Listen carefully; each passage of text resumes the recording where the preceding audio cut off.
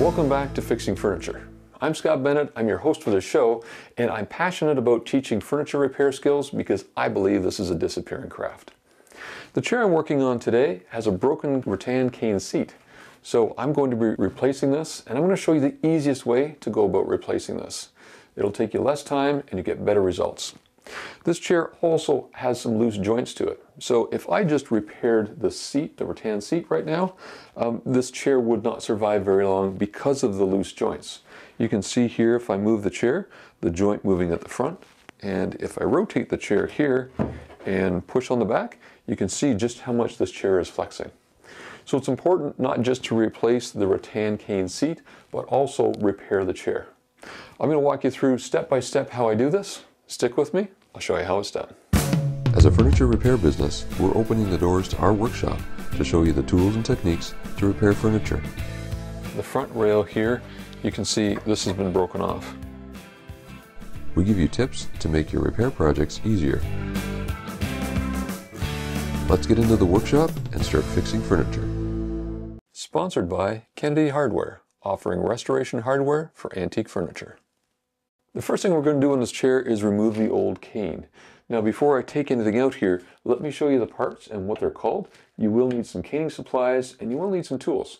I'll walk you through the tools you'd be using as a professional and tools that you might be able to use that you already have that can help you with this job. There are two components to this chair seat. So this is pre-woven cane. It goes by a number of different names. It could be cane webbing, it could be pressed cane, but essentially this comes in sheets.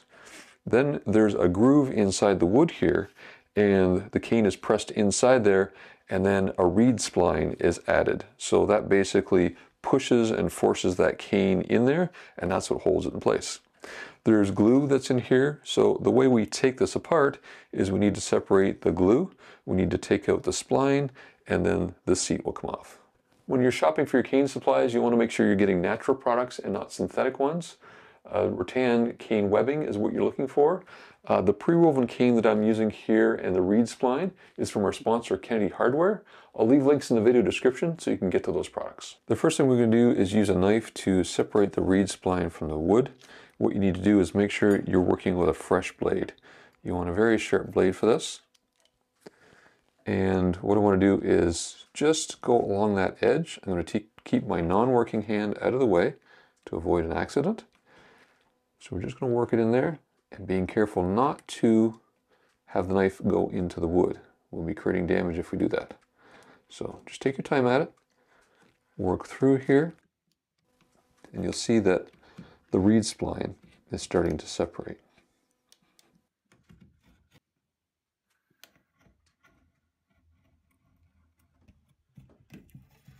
There are two types of utility knives you can use for this. I recommend using a fixed blade versus one like this.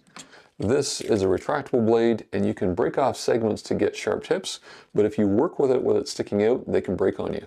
So you need to be able to pull it back so you don't have an extra segment showing, and really it doesn't give you much clearance to be able to work effectively with the knife. Now run the blade one more time on the inside of the reed spline between the spline and the cane. I want to be careful not to cut the cane. Really what we're looking to do is pull that reed spline out. So I'm separating the glue joint between the cane and the spline.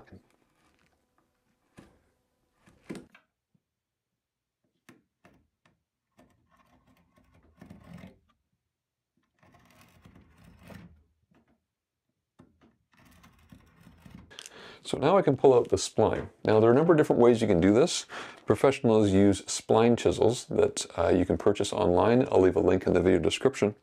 But you can also use other tools to dig it out. It's just going to be a little bit more work. You can use an awl like this, or if you've got some upholstery tools, you might be familiar with a staple remover. So you can use these to dig them out. What you want to be cautious of is that you're not damaging the wood around that groove. I'm going to use the cane chisel and a carver's mallet here to take this out. So what I want to do is just get inside the cane and then start to pull it out of the groove. Now the reason the cane chisel is so effective is because it has a curve to it. You see that profile there? It's not a straight chisel. So as I'm going in here and digging out that groove, you can see it just pries up the material. I can now take this part of the cane chisel and put it in the bottom of the slot here and pry out the pieces. So this is the fastest way to get through the work, but it does require you to purchase a tool.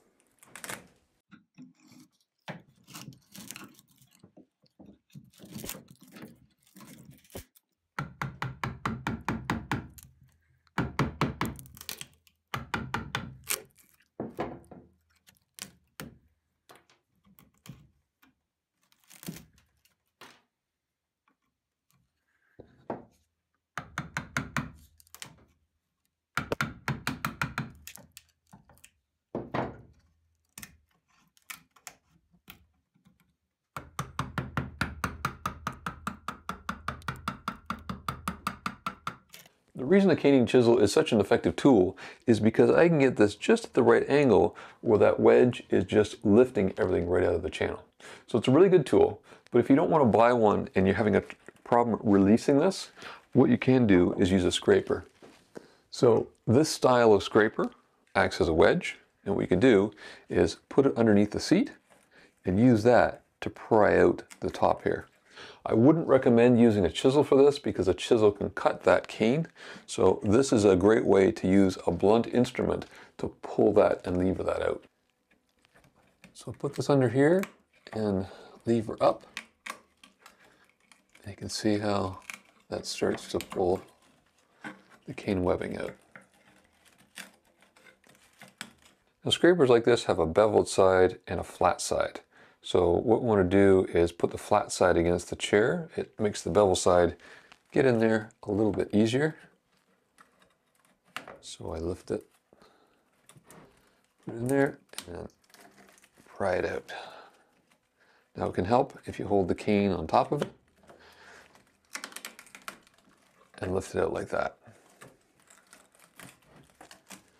Okay, so with the cane webbing off, what we can do now is clean out the groove. This is also the best time to go through and measure what size reed spline that you need for the chair. And to do that, you can use some coins. So you put the coins, stack them in here. I'll show you how I do that.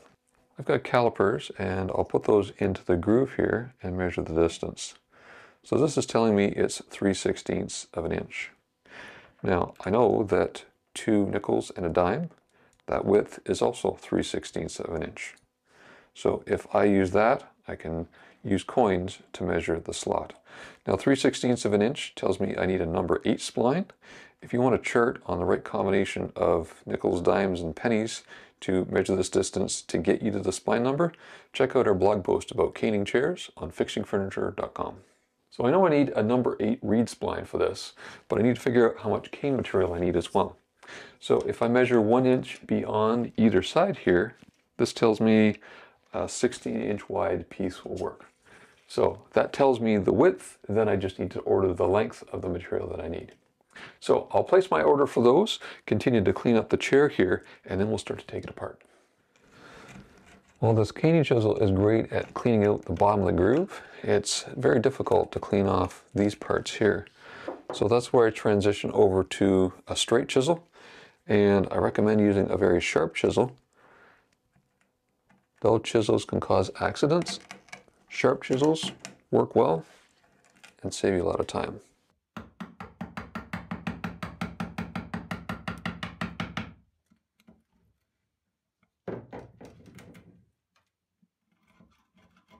So here's a groove that's not cleaned out.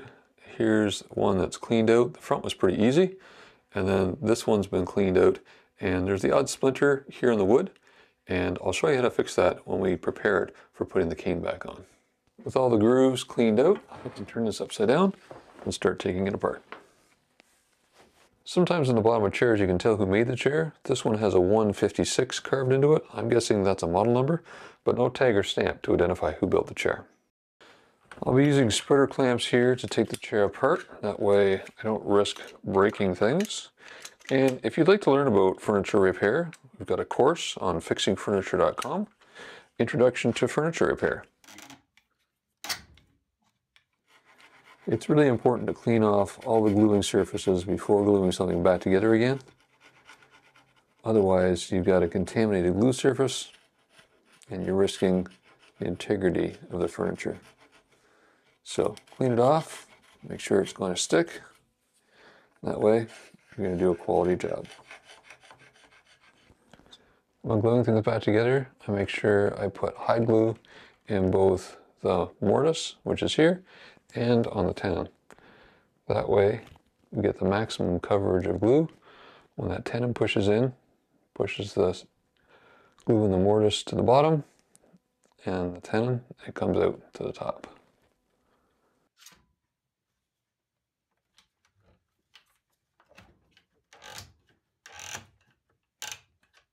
I'll now let the glue dry, but most importantly, I need to let it cure so it comes to full strength.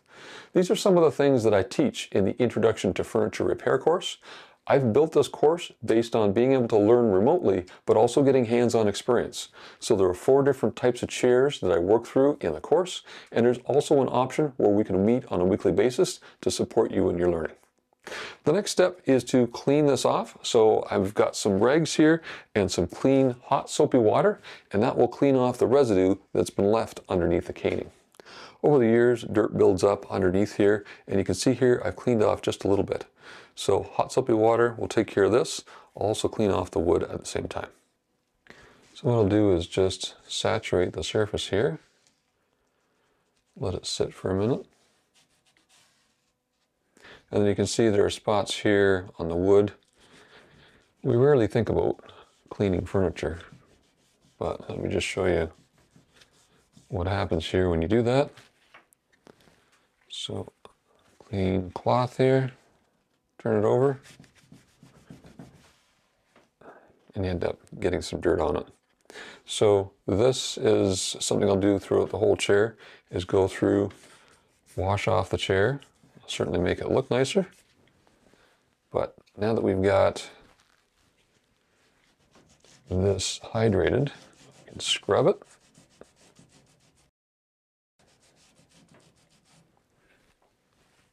And then dry it off. Now, you see there's some texture there? There's some little dots, and I can feel it. If you've got something like that, it could be some old adhesive. What you can do is take a abrasive scrub pad and scrub it down and take some of that away. It's hard to know what gets built up under these. If chairs are used every day, there can be a lot of residue there. But look how much dirt's coming off of that. So there's a lot of buildup. Just takes a little bit of velvet brush to clean it off.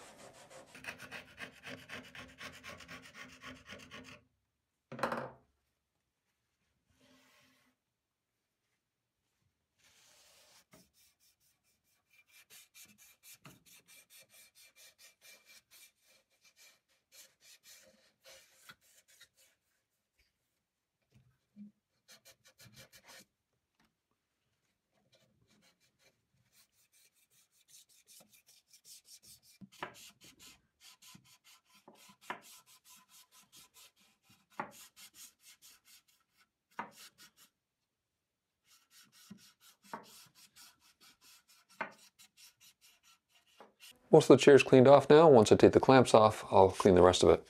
The next step here is to make sure that the cane mesh isn't going to break as I put it in. So there are 2 important edges. One on the inside of this groove here.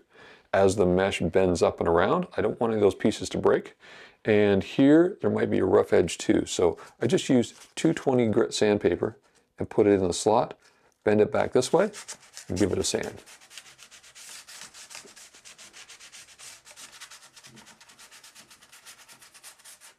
So feel it with your fingers, and it should feel like it's rounded over slightly. I need a little bit more here in the corner. And there, I'm good. And then on the inside here, again, we just want to make sure there's no rough points, that anything's going to get caught.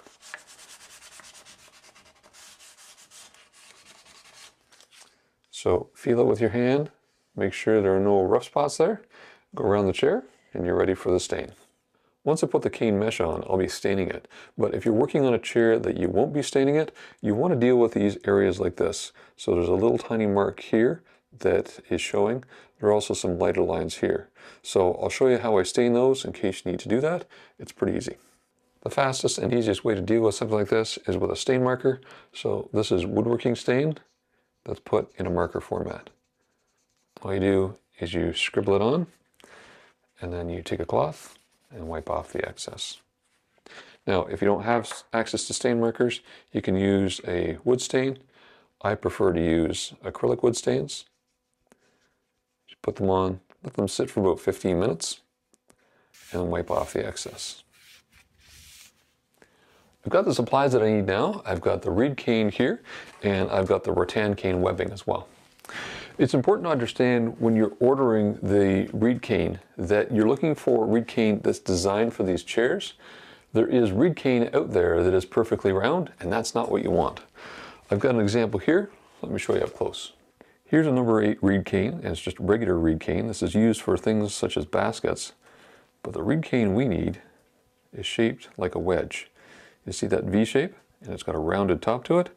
This is what's going to help keep that reed cane in place and help us get it into the groove.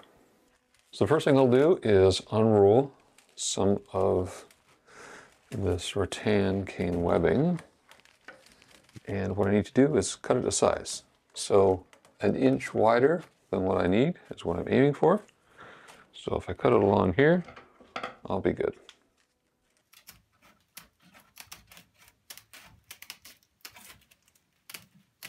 Now, to get the cane pliable enough to work with, it needs to soak for 20 to 30 minutes in some warm water. Now, this does want to float, so you don't want to have a part of it sitting at the top. So I'll just put a little bit of weight on it, and we'll let it set.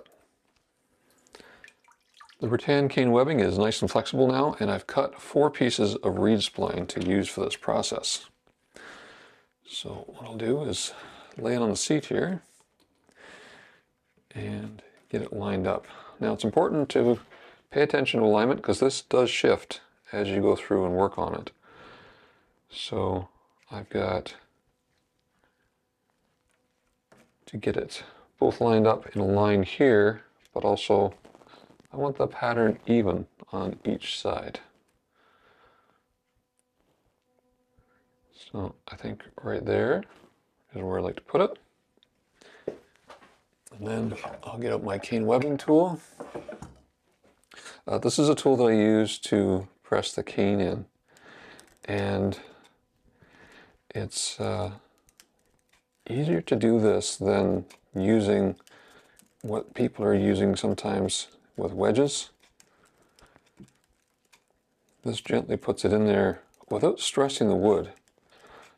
Someone who repairs a lot of chairs, I'm not a fan of driving a wedge between 2 pieces of wood in a chair. So this allows me to gently get this in place. We'll take a reed spline and I'll just push it in there to hold it. So I've got it started now. It's centered the way I want it. Now what I need to do is line up the back so it's in a straight line. This chair is on an angle here. It's got angled sides. So the back needs to be like that. Just pull it taut.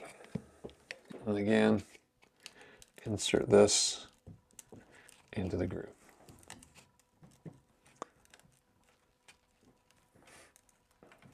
So I've got 2 parts of this tool that I use. One is flat and the other is curved. Right now I'm using the flat part because I want to be careful not to break anything and stress it. So I'm just gently putting it in here. Take another reed spline and hold it in place. Okay, so now I can check, make sure I've got it lined up the way I want. Lines are straight there. Lines are straight there. So what I can do is start working on the side. Now, if you've seen people do this with wedges, they just sort of tap them in. Nice thing about this tool is once I get this worked in here, then I can just walk it along with this curve and push it into the groove. here, I've got multiple pieces trying to get into that groove. So it's just a little packed.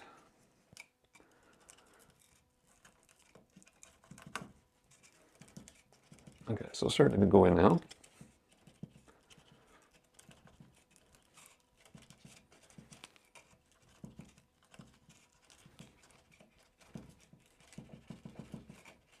Almost in there.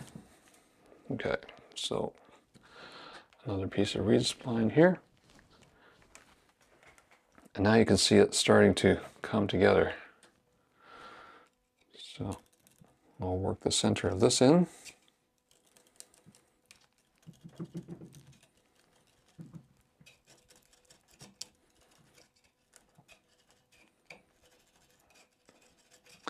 And this part, just take your time at it. You've got about 20 minutes to work this in while it's still pliable, but don't rush it. What you want to do is just make sure you got that alignment right. Because if you get that wrong, you're going to have to start all over again. Okay, so let me pull the camera closer, you can take a look. So it's in the right location. Now what I need to do is continue to work this into the groove around the chair. Now this chair has 45-degree corners here, so very tight corners. So I'm just going to work my way into that corner and get it close before pushing it in all the way. So in the corner, I need to get this material in there. And what I can do is take out these pieces on an angle, and it helps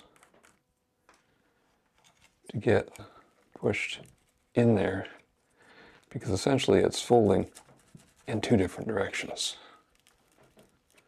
So I've got an edge of this tool here that's square, allows me to get in tight, whereas this part of the tool here is curved and helps me press it into the groove.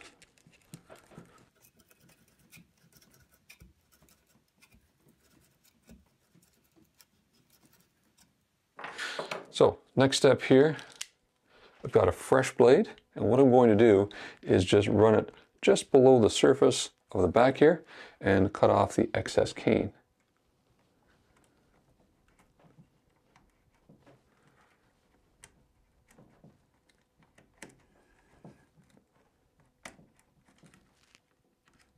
Now we're cutting this off before putting the spline in, because that way we won't see any exposed edges. If I were to put the spline in and then cut this afterwards, you'd see little pieces sticking up beside the spline.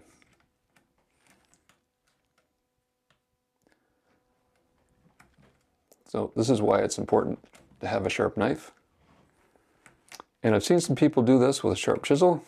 Again, as a woodworker, I would not be chopping at the edge of a piece of wood with a chisel. That's just a recipe for disaster. So this is a great controlled way to be able to get through trimming these off and minimizing the risk of damage to the chair. There, nice and neat.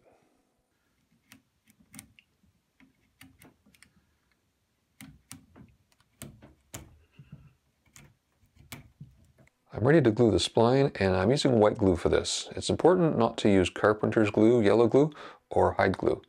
This white glue has a little bit of a rubbery consistency to it, and it will hold where there's a bit of a void. So it's perfect for this type of work. So I'm putting a bead of glue, a generous bead of glue, in the groove as I go around the chair. And as it sits here, it will settle into that groove.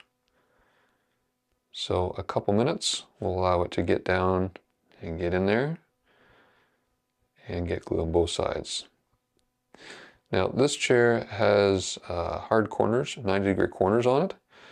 If you've got a chair that has curved corners on it, you'll just have one continuous piece of spline around the chair. And what you need to do is you should never have a butt joint, two pieces coming together. You need to put those on a 45-degree angle, and that joint should be at the back of the chair. I'm ready to cut this reed spline now, and I've got a 45-degree angle jig here with a little bit of a lip on it, and this allows me to cut it very accurately. So I'll just bring the reed spline in here, and by having this 45-degree angle here, I can hold it in place, and that gives me a guide for the blade. I just line up the blade with that 45-degree angle and then push through the cut. There we go. With one end of the reed spline cut, I just set it in the groove here, mark it with a straight line where I want the end of the cut, and then bring it over to my jig, line up the line with the angle on the edge of the jig, and then push through the cut. Now I can put the spline in place, make sure I've got it lined up right, and then tap it into place.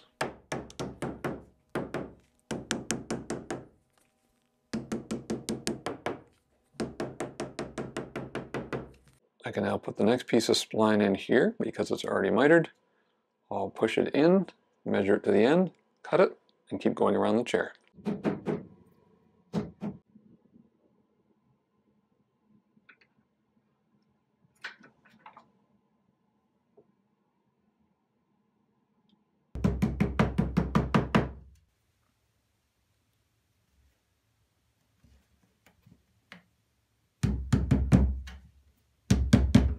Now that the reed spline is in place, what I can do is clean off any excess glue that's squeezed out.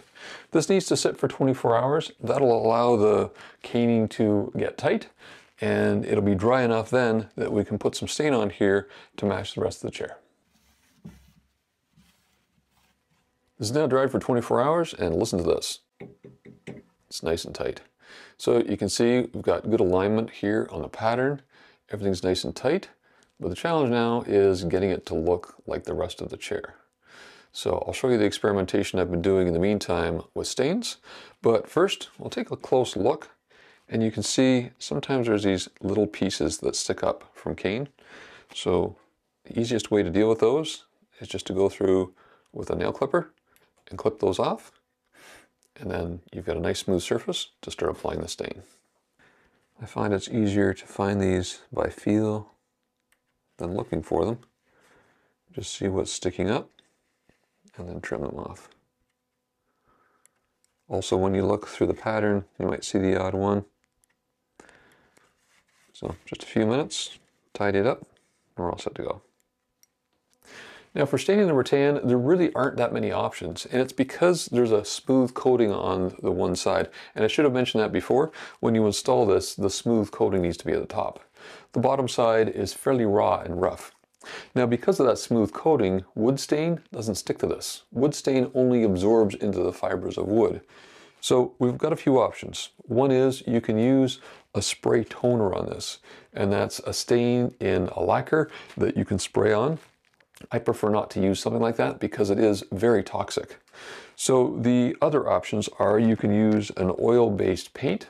Here I've got burnt umber, which is very close to this. You can work that in. It's going to take several days for it to dry, and then once that's done, you need to put a top coat on. So it's not the best option for this. What I do is I mix up some stain. I take some powdered dye, mix it up with alcohol, mix it with shellac, and then put that on. The advantage of that is I've got a finish that I don't need to add another finish on top of.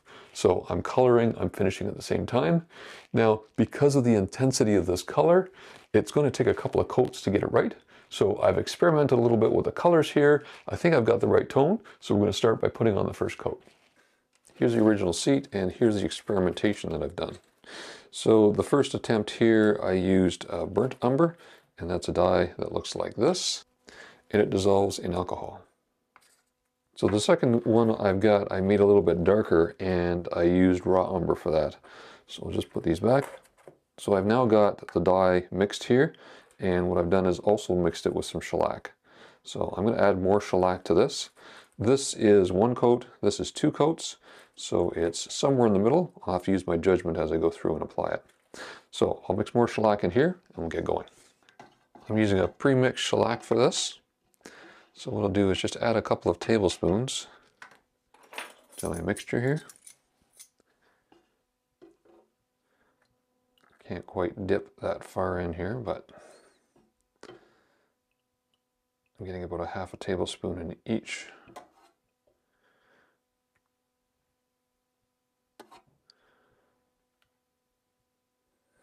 Okay, I'll mix that up and we'll apply it with a brush.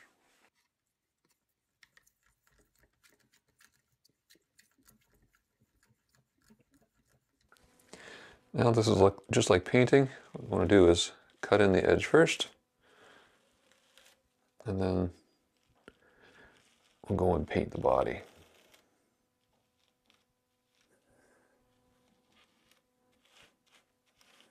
So I want to go multiple different directions here to get it all coated. And once you've gone over it once, don't go over it again. Shellac dries very quickly. So just keep moving along here and coat the whole chair and let it dry for about 20 minutes.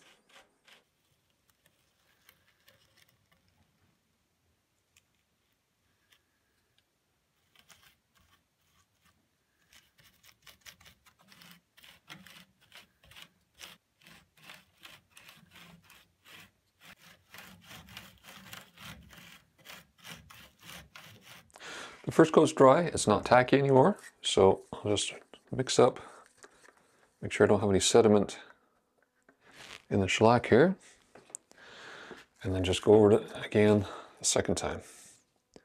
So now I'm going to control how much I add. So I want to brush it a little bit thinner, put it on a little heavier, depending on what's happening up here. So I'll cut in the edge first, get that laid in, and then I can start working on the body.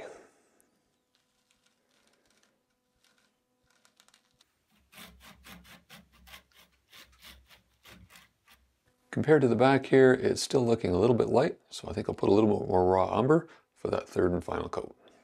While the stain's drying here, I'm just going to scuff up the front of this area where it's really worn and apply a coat of stain. It just really looks bare compared to everything else. So I'll use my favorite acrylic stains for this and make it look much nicer.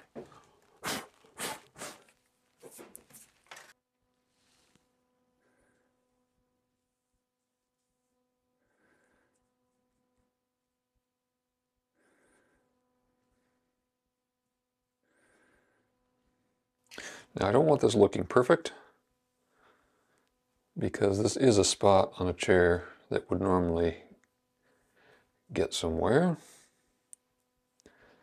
But to me, it's just looking a little bit too worn compared to everything else in the chair. The nice thing about acrylic stain is you can alter the intensity of it. So now what I'm going to do is just take a small piece of paper towel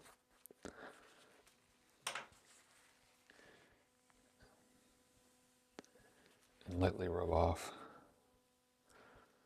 the stain here.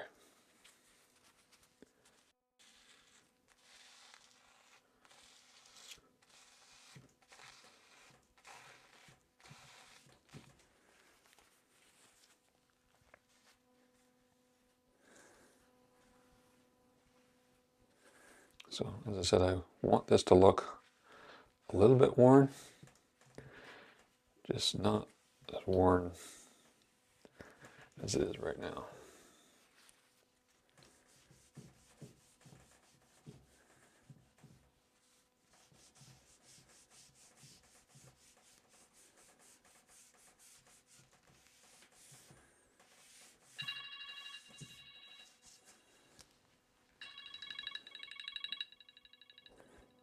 Okay, there's my timer. I'll just rub this down a little bit more. And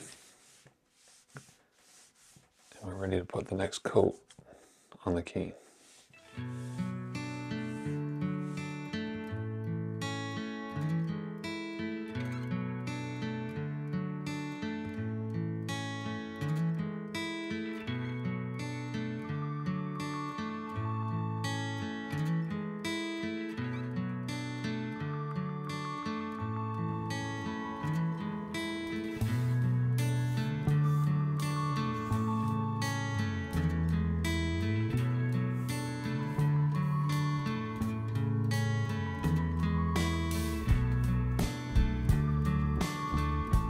So while I've got the color the way I want it, the sheen on this is just a little bit shiny. Down here, shellac always comes out glossy. So all I need to do is use some super fine steel wool, dust it off a little bit, and we'll get the sheen exactly the same.